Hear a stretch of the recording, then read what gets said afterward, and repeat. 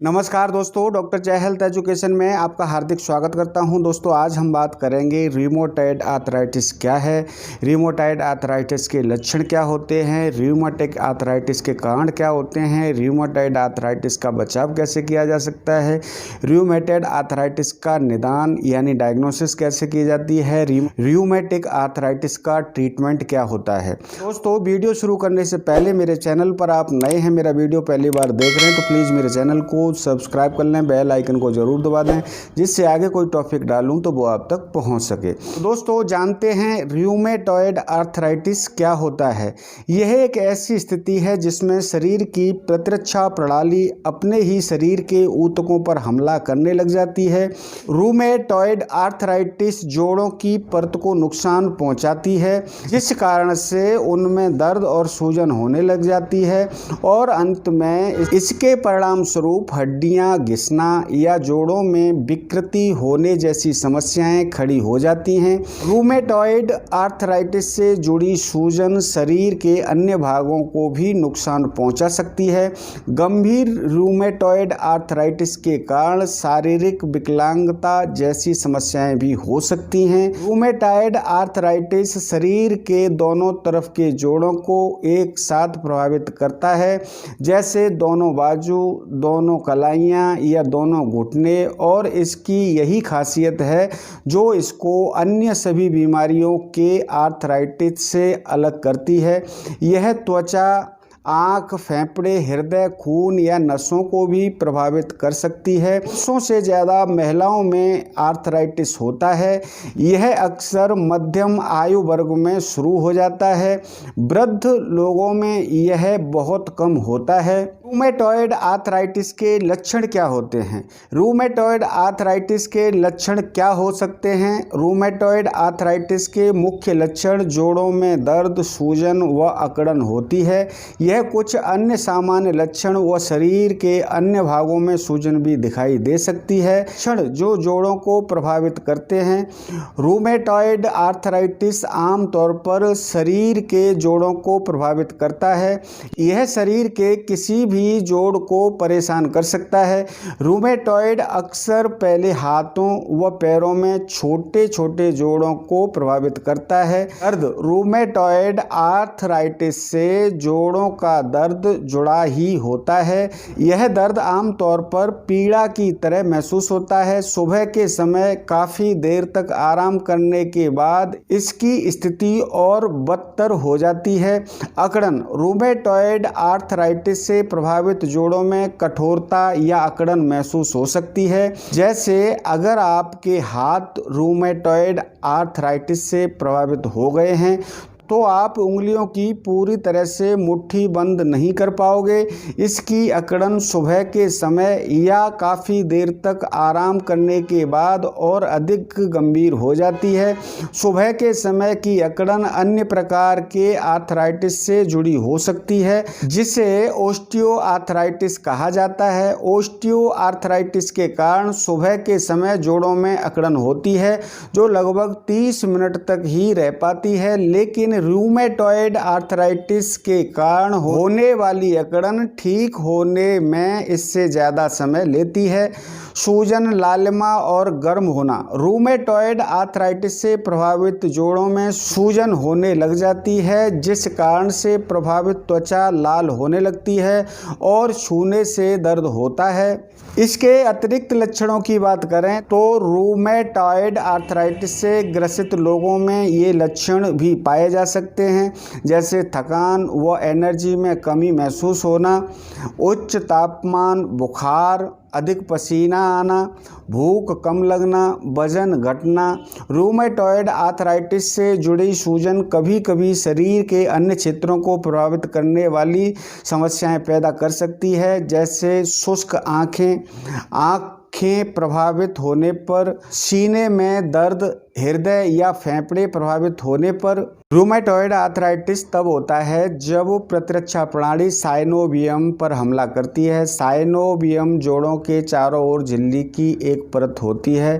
साइनोवियम में सूजन आदि होने के परिणाम स्वरूप अंत में कार्टिलेज व जोड़ों के बीच की हड्डी नष्ट हो जाती है। कार्टिलेज दो हड्डियों को जोड़ने वाली मजबूत तथा लचीले ऊतक होते हैं। जोड़ों को एक साथ थाम कर रखने वाले टेंडन और लिगामेंट्स में खिंचाव आ जाता है और वे कमजोर पड़ जाते हैं। ऐसे में धीरे धीरे जोड़ अपने आकार और रेखा को खो देते हैं। रूमेटाइड आर्थराइटिस के विकसित करने वाले कुछ जोखिम कारक होते हैं। उम्र, यह किसी भी उम्र में हो सकता है, लेकिन उम्र बढ़ने के साथ साथ इसके होने की संभावना भी बढ़ती जाती है। रूमेटॉइड आर्थराइटिस की शुरुआत होने की सबसे ज़्यादा संभावना 60 साल के बाद होती है। लिंग, रूमेटॉइड आर्थराइटिस के नए मामलों में पुरुषों से ज़्यादा महिलाओं में पाए जाते हैं। पारिवारिक समस्या, यदि आपके परिवार के किसी सदस्य को रूमेटॉइड आर्थराइटिस है तो अन्य सदस्यों के लिए भी इसके विकसित होने का खतरा बढ़ सकता है। धूम्रपान, सिगरेट आदि का सेवन करना रूमेटॉइड आर्थराइटिस के विकसित होने के जोखिम को बढ़ा देता है। बच्चे को जन्म देना, जिन महिलाओं ने कभी बच्चे को जन्म नहीं दिया उनमें रूमेटॉइड विकसित होने के उच्च जोखिम हो सकते हैं। जो महिलाएं धूम्रपान करती हैं उनके बच्चों में भी रूमेटॉइड आर्थराइटिस विकसित होने का जोखिम काफ़ी बढ़ जाता है। मोटापा, वजन ज़्यादा होना या मोटापा बढ़ना रूमेटॉइड आर्थराइटिस के जोखिम को बढ़ा देता है। रूमेटॉइड आर्थराइटिस के बचाव के उपाय, प्रिवेंशन ऑफ रूमेटॉइड आर्थराइटिस। जैसे कि रूमेटॉइड आर्थराइटिस एक प्रतिरक्षा प्रणाली का विकार है, इसलिए इसकी रोकथाम करने का कोई तरीका नहीं है। हालांकि जीवन शैली संबंधी कुछ सावधानियां बरती जा सकती हैं, जैसे स्वास्थ्य वजन बनाए रखें।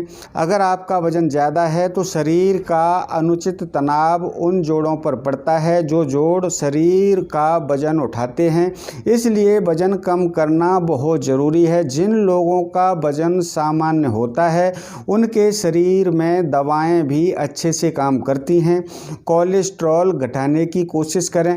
रूमेटॉइड आर्थराइटिस से ग्रसित लोगों के लिए उनकी ज़िंदगी में हृदय संबंधी बीमारियों और स्ट्रोक आदि के जोखिम बढ़ जाते हैं, इसलिए एक अच्छा और संतुलित भोजन लेना और कोलेस्ट्रॉल स्तर को कम रखना बड़ा महत्वपूर्ण होता है। धूम्रपान छोड़ने की कोशिश करें।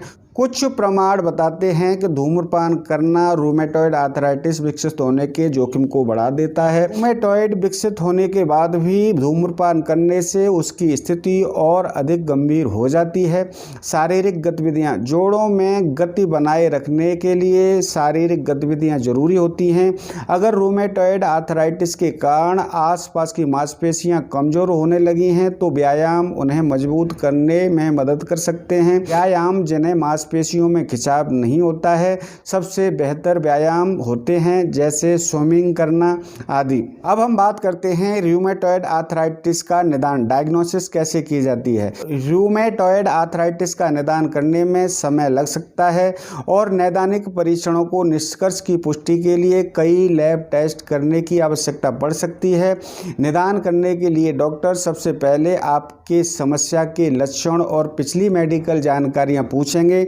इस दौरान डॉक्टर मरीज के जोड़ों का भी परीक्षण करते हैं। इसमें लालिमा और सूजन और मांसपेशियों की मजबूती आदि की जांच करना शामिल होता है। डॉक्टर प्रभावित जोड़ों को छूकर उनकी गर्मी, छूने पर दर्द आदि की जांच करते हैं। कुछ इमेजिंग टेस्ट करने की आवश्यकता हो सकती है। ये टेस्ट बताते हैं कि रूमेटॉइड ने कितनी क्षति पहुंचाई है और क्षति कितनी गंभीर है। अल्ट्रासाउंड, एक्सरे परीक्षण, MRI, ऐसे कुछ प्रकार के टेस्ट हैं जो डॉक्टर को निर्धारित करने में मदद करते हैं कि मरीज को रूमेटॉइड आर्थराइटिस है या नहीं। इन टेस्टों में ये शामिल हो सकते हैं, जैसे एंटी न्यूक्लियर एंटीबॉडी टेस्ट। यह टेस्ट आपकी प्रतिरक्षा प्रणाली में यह देखने के लिए किया जाता है कि क्या यह एंटीबॉडी का निर्माण कर रही है। रूमेटॉइड आर्थराइटिस जैसी समस्याओं से प्रभावित होकर शरीर में एंटीबॉडीज का निर्माण करने लगते हैं। ESR यह टेस्ट शरीर में सूजन आदि के स्तर की जांच करने के लिए किया जाता है। इसका परिणाम डॉक्टर को सूजन की उपस्थिति या अनुपस्थिति के बारे में बताता है। हालांकि यह टेस्ट सूजन आदि को संकेत नहीं देता है। RA factor rheumatoid factor test यह खून टेस्ट होता है जो प्रोटीन की जांच करने के लिए किया जाता है। इस प्रोटीन को रूमेटॉइड फैक्टर कहा जाता है। RA टेस्ट कहा जाता है। रूमेटॉइड आर्थराइटिस से ग्रसित लोगों में यह फैक्टर पाया जाता है। NTCCP anticitrullinated protein antibody test NTCCP test, इस टेस्ट से उन एंटीबॉडी की जांच की जाती है जो रूमेटॉइड आर्थराइटिस से जुड़े होते हैं। जिन लोगों में ये एंटीबॉडीज मिल जाते हैं आमतौर पर वे लोग इस रोग से ग्रसित होते हैं। C reactive protein test CRP test आपके शरीर में कहीं भी एक गंभीर संक्रमण या सूजन सी रिएक्टिव प्रोटीन बनाने के लिए लीवर को ट्रिगर करती है। सी रिएक्टिव प्रोटीन का उच्च स्तर रूमेटॉइड आर्थराइटिस से जुड़ा हो सकता है। रूमेटॉइड आर्थराइटिस का ट्रीटमेंट कैसे किया जाता है? रूमेटॉइड आर्थराइटिस के लिए कोई इलाज नहीं है। रूमेटॉइड आर्थराइटिस के उपचार का मुख्य लक्ष्य होता है जोड़ों में सूजन व लालिमा को कम करना, दर्द में राहत दिलाना, दर्द जोड़ों में क्षति या विकृति के कारण किसी प्रकार की विकलांगता को कम करना, जोड़ों की क्षति की रोकथाम करना या उनको कम करना। रूमेटिक आर्थराइटिस के लिए दवाएं। इसके शुरुआती इलाज के दौरान डॉक्टर उन दवाओं को लिखते हैं जिनके बहुत ही कम साइड इफ़ेक्ट होते हैं। जैसे ही रोग बढ़ता है शक्तिशाली दवाओं का इस्तेमाल किया जाता है। इम्यूनोसप्रेसेंट ये दवाएं प्रतिरक्षा प्रणाली को दबा देती हैं और जैसे कि रूमेटॉइड आर्थराइटिस एक प्रतिरक्षा प्रणाली विकार है, इसलिए दवाओं की मदद से लक्षणों को कम किया जा सकता है। नॉन स्टेरॉयड एंटी इन्फ्लामेटरी दवाएं NSAIDs दवाओं का प्रयोग दर्द को कम करने के साथ साथ सूजन आदि को कम करने के लिए किया जाता है। NSAID ये दवाएं रोग को बढ़ने से नहीं रोक सकती हैं। इन दवाओं की उच्च खुराक लेने से या लंबे समय तक इनको लेने से जटिलताएं उत्पन्न हो सकती हैं। कॉर्टिकोस्टेरॉइड सूजन दर्द को कम करने के साथ साथ जोड़ों में हो रही क्षति की गति को धीमा करने में काफ़ी प्रभावशाली होते हैं।